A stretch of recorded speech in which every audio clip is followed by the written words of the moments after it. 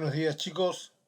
¿Se acuerdan que habíamos quedado con los agentes internos, los agentes que forman el relieve, como el vulcanismo, la deriva continental, el movimiento de las placas tectónicas, etcétera, ¿no? Todos los agentes internos han formado los relieves, no solo de la Argentina, como estamos viendo aquí en la imagen, sino también los de todo el mundo. Pero a la vez que actúan estos agentes internos, también tenemos que saber que actúan los agentes externos o agentes exógenos, como ya los habíamos nombrado en la clase anterior. Los agentes externos o exógenos, también llamados agentes erosivos, son los que se encargan de desgastar el relieve. Mientras unos agentes forman el relieve, los otros agentes se encargan de moldearlo, de irlo desgastando. ¿Sí? Tanto los agentes internos como los agentes externos trabajan muy lentamente, tardan miles de años, millones de años en formar el relieve y en irlo desgastando. Aquí en la imagen que tenemos, en la imagen siguiente, vamos a observar cómo es una imagen del Cañón del Colorado y en realidad esta imagen está formada por dos fotografías con una diferencia de 100 años. ¿Está? Y vemos que en las dos fotografías se pueden percibir, por más que hayan pasado 100 años, muy pocos cambios, porque los agentes externos tardan muchísimo tiempo en ir moldeando el relieve. ¿Y cuáles son estos agentes externos? Bien, nosotros en la clase anterior habíamos habíamos visto en una red conceptual los diferentes agentes. Vamos a nombrar en esta clase los más importantes, los agentes más importantes, para que ustedes puedan ir tomando apuntes de cuáles son y las características que tienen. Bien, en primer lugar vamos a nombrar los agentes erosivos del agua. ¿Está claro? Por ejemplo, vamos a tener la erosión pluvial, o también conocida como erosión de la lluvia, que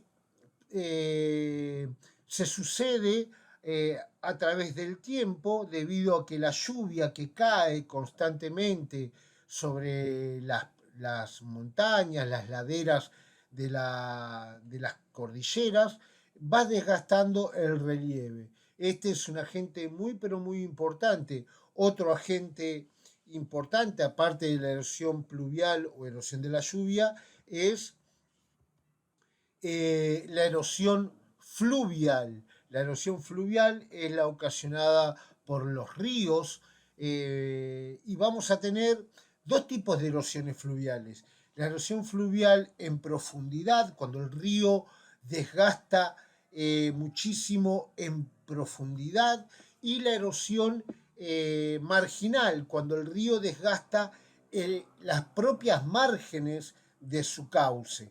En este caso, en esta imagen que estamos observando, vemos un río de montaña, un río rápido debido al desnivel que tiene la montaña, y estos ríos por lo general desgastan muchísimo en profundidad, corren tan rápido que van desgastando el lecho, es decir, el fondo del río, y lo van haciendo cada vez más profundo. Este desgaste da origen, por ejemplo, aquí vemos en la imagen, ven este relieve, este tipo de relieve se llama valle, es una pequeña llanura entre montañas. ¿Y quién originó, quién causó ese valle? El río. El río fue erosionando las paredes de las montañas en profundidad y fue formando ese pequeño valle. Ya vamos a ver que los valles no solamente pueden ser formados por los ríos, sino también por otros agentes erosivos. Pero en este caso, el agente principal es la erosión fluvial, la erosión del río. Bien, en esta imagen vemos cómo la erosión es marginal, es decir, cuando el río desgasta muchísimo las márgenes, las orillas, Fíjense que ha desgastado tanto, ha erosionado tanto que ya las casas que vemos en esta imagen corren peligro. Ahora después al final les voy a pasar unos videitos donde van a poder ver bien cómo el río va socavando tanto en profundidad como en la marginalidad, es decir, en las orillas. En nuestro país tenemos un caso bien claro en Puerto Deseado, en la provincia de Santa Cruz, un cañadón. Ese cañadón que pueden observar, que ustedes ven aquí, está, ustedes ven que el río es pequeño con respecto a todo el cañadón que se observa. ¿Por qué? Porque el río en años anteriores llevaba mucha mayor cantidad de agua y fue erosionando las rocas que tenía en las márgenes y no así tanto el lecho en profundidad. ¿Sí? Erosionó en las márgenes, por eso vemos toda esta arena blanca. Está claro que nos muestra que el río llevaba mucha mayor cantidad de agua y que este era el fondo antes de todo el río. Hoy, como en la zona de la Patagonia llueve poco, el río lleva menos cantidad de agua. Bien, aunque en la época de deshielo seguramente que el caudal de agua del río va a aumentar. Pero otros ríos, por ejemplo, como el Cañón del Colorado, el río Colorado, ha erosionado muchísimo en profundidad. Y fíjense ustedes cómo se observa las paredes verticales que han quedado después de miles de años de erosión en profundidad de este río. Les pongo esta imagen porque es el cañón más conocido a nivel mundial. Pero en nuestro país también tenemos cañones importantes y el más lindo, el más bello, es el cañón del río Atuel en la provincia de Mendoza. Aquí también se observa cómo el río ha ido socavando en profundidad y ha dejado estos acantilados, estas paredes verticales, y el río corre mucho más abajo. Bien, en el caso de los ríos de llanura, erosionan y forman las llanuras, las aplanan cada vez más, las hacen cada vez más planas a las llanuras. Es el caso, por ejemplo, del río Paraná. Aquí vemos la desembocadura en forma de delta del río Paraná y cómo ha formado toda esa llanura en nuestro país. Aparte de la erosión pluvial, la de la lluvia, aparte de la erosión fluvial, la de los ríos, también vamos a encontrar la erosión marina. Es otro tipo de erosión del agua. Y es este desgaste que provocan las olas o las mareas cuando chocan contra la costa o contra las rocas que están en la costa, como estamos viendo en la imagen. Miles de años de choque de estas olas contra las rocas la van desgastando y del vaivén de las mareas. Aquí en la imagen observamos cómo en este lado, en la derecha, el mar se ha retraído, la marea está baja. Ese vaivén de las mareas también erosiona, muy lentamente, pero erosiona. A tal punto baja la marea en la costa patagónica que muchas veces no, siempre los barcos cuando están cerca de la costa tienen que ser amarrados porque quedan sobre el lecho, sobre el fondo marino. Luego, cuando sube la marea, el barco queda nuevamente flotando. Las mareas también erosionan. Aquí vemos cómo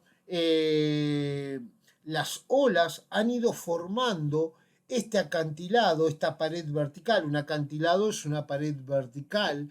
Está claro, el choque de las olas contra esa pared ha ido haciendo que se forme este tipo de costa acantilada, que la podemos ver desde Mar del Plata hasta el sur de la Patagonia.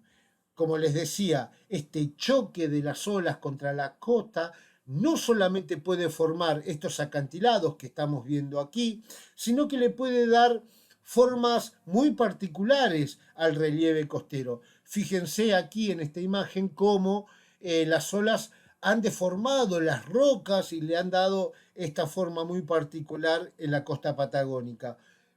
Pero en algunos casos también el choque de las olas puede formar estas cuevas, estas cavernas que se observan aquí. Aquí en el sur de la Argentina hay un lugar muy conocido llamado Las Grutas, donde el choque de las olas ha ido formando estas cuevas que se observan aquí. ¿Ven? Ahora, en este momento, el mar se ha retirado, la marea está baja, por eso se lo ve allí a lo lejos, pero al atardecer, cuando la marea sube, llega hasta esta zona y las olas comienzan a golpear y a agrandar esa caverna. Por supuesto que tarda miles de años. Otro agente erosivo, aparte de la erosión marina, es la erosión glaciar. Es otro tipo de erosión provocada por el agua, pero en este caso el agua en estado congelado, en estado sólido. ¿Qué es un glaciar? Un glaciar es un río de agua congelada que nace en lo alto de las montañas y que desciende hacia las zonas más bajas. En ese descenso, ese río de agua congelada desgasta las paredes de la montaña y el fondo también. Es el agente erosivo más destructivo, el agente natural erosivo más destructivo que hay. ¿Sí? Y al igual que los ríos, en las zonas montañosas también ha dado lugar a la formación de gran cantidad de valles de origen glaciar. Bien, les decía, un glaciar es un río, aquí lo ven, un río de agua congelada que baja desde lo alto de la montaña y en ese avance que es muy lento, 1 metro puede ser por año, es decir, avanza muy lentamente, pero en ese lento avance desgasta muchísimo, va raspando las paredes de las montañas, el fondo, y arrastra las pequeñas rocas hasta esta zona aquí donde termina el río, donde comienza a derretirse y forma este lago, y ahí es donde va depositando las rocas. Aquí en esta imagen vemos todas estas rocas, pequeñas rocas que ha ido trayendo el glaciar desde lo alto de la montaña, las ha ido depositando aquí en esta zona, formando lo que se conoce como morenas glaciarias. Bien, otro tipo de agente erosivo es el que se va a dar en las zonas áridas, en las zonas desérticas, y que se debe a las diferencias de temperatura. En todos los desiertos, o en la mayoría de los desiertos, no todos, en la mayoría de los desiertos, resulta que durante el día hace mucho calor y durante la noche hace mucho frío, baja mucho la temperatura. Podemos tener días de 40, 45 grados de calor y a la noche la temperatura baja por debajo del 0 grados. Esa diferencia de temperatura hace que las rocas se rompan, se quiebren. En algunos casos, como vemos aquí en la imagen, a la noche el vapor de agua se condensa entre las grietas, se forma hielo y cuando se forma el hielo hace que las rocas se quiebren, se partan y caigan hacia el fondo, formando esto que vemos aquí que se llaman conos de deyección. Aquí en esta imagen vemos un cono de deyección producto de este tipo de erosión, de las rocas que se van rompiendo en lo alto de la montaña y que van cayendo durante miles de años y van dando lugar a la formación de estos conos de deyección.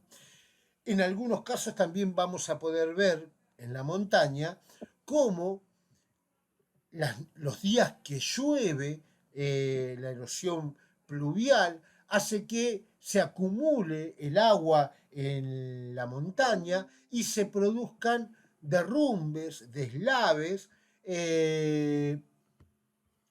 Y ahí vemos por ahí la erosión actuando más rápidamente, ¿no? Porque un deslave se puede observar rápidamente. Otro tipo de erosión que vamos a encontrar es la erosión eólica. Se llama eólica por el dios del viento, Eolo. La erosión eólica es la provocada por el viento, pero en realidad no es el viento el que desgasta las rocas. ¿Quién desgasta las rocas?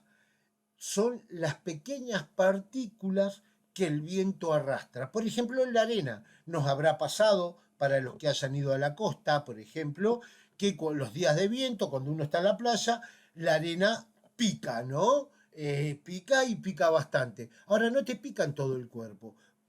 ¿Dónde suele picar más? Y en la altura de las piernas, porque el viento le cuesta mucho levantar la arenilla, entonces el desgaste se va a dar en las zonas cercanas a la superficie.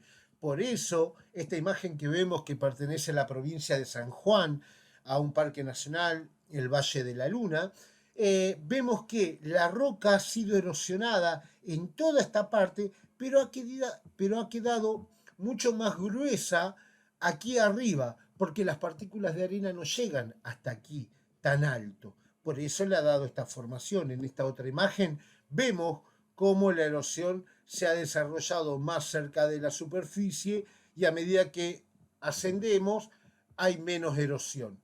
Eso es por las partículas que arrastra el viento.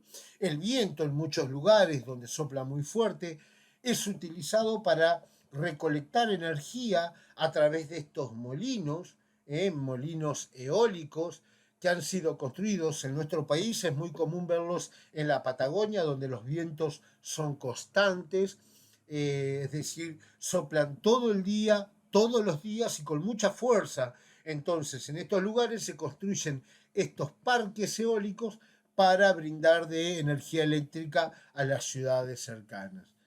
Eh, Otro tipo de erosión es la erosión química. La erosión química es la que se produce cuando el agua está en contacto con ciertas rocas.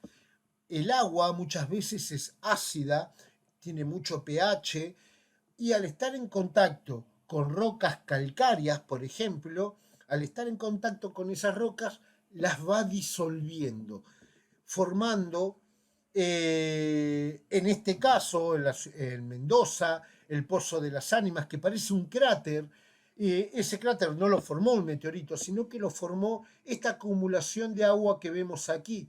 El agua, a medida que va pasando el tiempo, va disolviendo las rocas, que son rocas de origen calcáreo. Las va disolviendo y se va haciendo ese pozo. En otros lugares, en otros países, la erosión química forma cavernas, cenotes, pozos muy, muy grandes, muy hondos, por ejemplo en México, en Borneo. Después en los videitos vamos a ver. Y por último, el último agente erosivo y el más destructivo de todos es la erosión provocada por el hombre. ¿Sí? El último agente erosivo no natural y el más destructivo es sin duda el hombre. Aquí en la imagen vemos dos lagos en la provincia de Chubut. Esta imagen esta imagen satelital fue tomada ya hace varios años y vemos la imagen actual. Miren la forma del lago y miren la imagen actual, cómo los lagos se han ido desecando, esto por consumo del hombre. El agua de estos lagos es utilizada como consumo de ciudades importantes como la de Trelew, para consumo de los animales y para riego. Esta consecuencia, esta desecación que sufren los lagos, hace que la zona se erosione mucho más fácilmente. ¿Sí? Este es el último agente erosivo importante que nombramos. Ahora les voy a dejar unos videitos, recuerden tomar los apuntes. La tarea que les voy a dejar es que presenten, yo les voy a subir en el anexo de tareas como tarea presentar los apuntes de esta clase y de la anterior. Le van a sacar fotos a las le van a sacar foto a los apuntes que tomaron de las dos clases y me lo van a presentar. Bien, listo, con esto terminamos y les dejo los videitos. Nos vemos la semana que viene muy pronto. ¿Sí? Hasta luego, chicos.